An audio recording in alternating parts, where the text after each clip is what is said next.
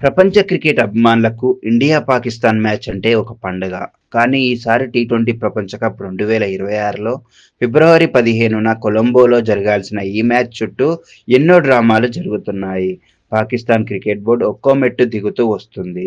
మొదట్లోనే ఇండియాతో మ్యాచ్ ఆడబోమని డ్రామాలు చేసింది. రకరకాల కారణాలు చెప్పి బహిష్కరణకు సిద్ధమైంది. ముందుగా మొత్తం టీ20 ప్రపంచ కప్ 2026ను బహిష్కరిస్తామని బెదిరించింది పాకిస్తాన్. బంగ్లాదేశ్ పట్ల ఐసీసీ మరియు ఇండియా దారుణంగా వ్యవహరించాయని కారణం చూపించింది. బంగ్లాదేశ్ టీం సెక్యూరిటీ కారణాలతో ఇండియాలో ఆడటానికి నిరాకరించి టోర్నమెంట్ నుంచి వైదొలిగింది. దానికి సాలిడారిటీగా పాకిస్తాన్ ఈ బెదిరింపులకు దిగింది. కానీ ఆ తర్వాత టోర్నమెంట్ ఆడేందుకు కొలంబోకు వచ్చేసింది పాక్ టీం. ఇప్పుడు మళ్ళీ కొత్త ట్విస్ట్. ఫిబ్రవరి 15న ఇండియాతో మ్యాచ్ ఆడబోమని మరో డ్రామా మొదలుపెట్టింది.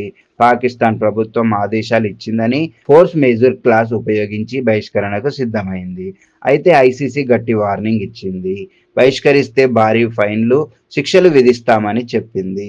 దీంతో పాకిస్తాన్ దిగి వచ్చింది. కానీ ఇప్పుడు 3 కండిషన్లు పెట్టింది ఐసీసీ ముందు.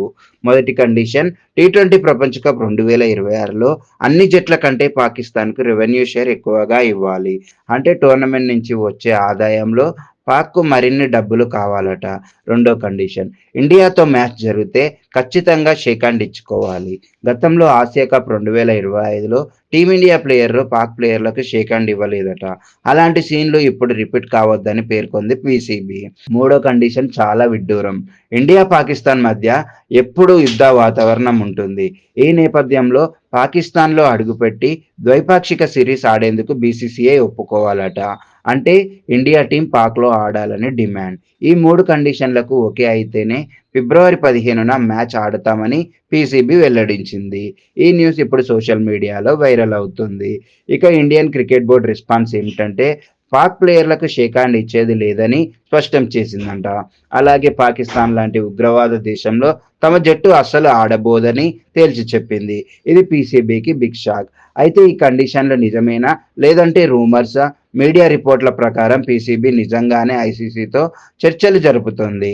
కానీ వారి డిమాండ్లు ముఖ్యంగా బంగ్లాదేశ్కు మరిన్ని కాంప్లికేషన్స్, పార్టిసిపేషన్స్ ఫీ మరియు భవిష్యత్ ఈవెంట్ హోస్టింగ్ రైట్స్ గురించి.